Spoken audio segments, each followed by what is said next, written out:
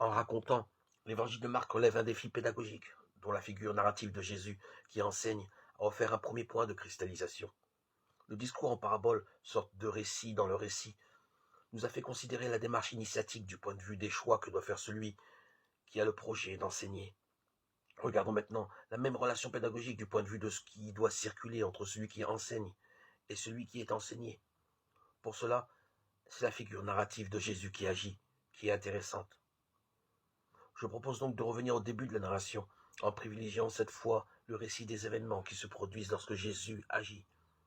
On ne peut qu'être frappé par l'urgence que l'évangile de Marc imprime au récit de ce que Jésus fait. Jésus vient dans la Galilée, Marc 1,14. Aussitôt il appelle des pécheurs, Marc 1,20. Il entre à la synagogue de Capharnaüm. Aussitôt il muselle un esprit impur, Marc 1,21. Aussitôt il sort de la synagogue et pénètre dans une maison, où aussitôt on lui parle de la belle-mère de Simon, Marc 1,29-30. Visiblement, ce n'est pas la succession objective de ce que Jésus fait qui importe, mais l'événement que Jésus en lui-même et par lui-même lorsqu'il agit. Chaque action de Jésus semble avoir fonction de rendre visible l'irruption de quelque chose dont elle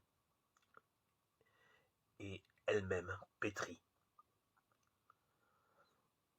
La même urgence commande aussi le récit du retentissement que suscite cet événement parmi les personnages de la narration.